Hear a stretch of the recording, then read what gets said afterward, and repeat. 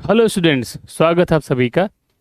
तो आज आपको वाच्य परिवर्तन की शानदार टिक सिखाने वाला हूं। बस थोड़ी ही देर में 5 मिनट भी नहीं लगेगा, आपको वाच्य परिवर्तन के सारे क्वेश्चन बनने लगेंगे। बस ध्यान से देखने और समझने का प्रयास करिएगा। ध्यान से देखना। वाच्य मतलब क्या होता है? वाच्य मतलब बोला गया कथन, कहा गया कथन, ये होता है हमारा वाच्य। अब कह रहा है कि वाच्य के कितने भेद हैं।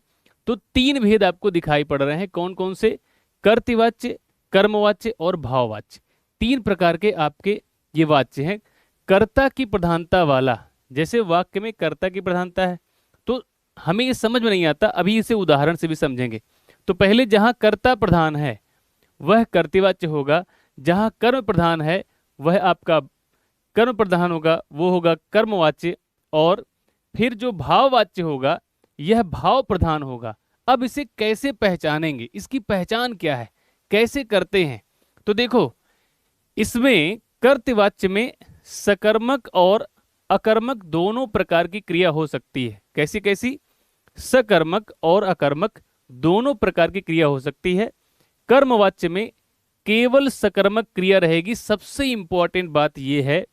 और भाववाच्य का वाक्य पहचानना तो बहुत ही सिंपल तरीका है कि निषेध यानी कि मना किया जाता है।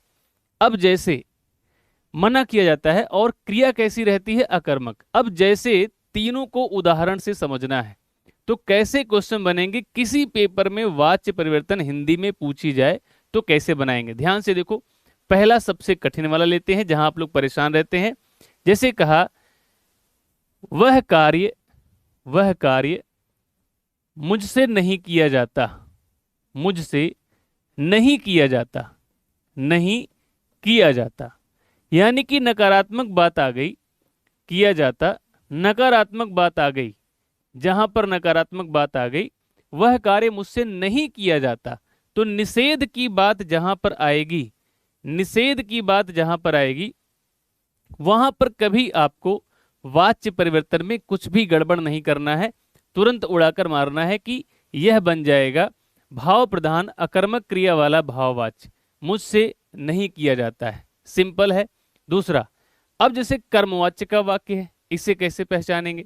अब जैसे यहां पर शुरू होगा तो कहेंगे कि राम घर जाता है, राम घर जाता है।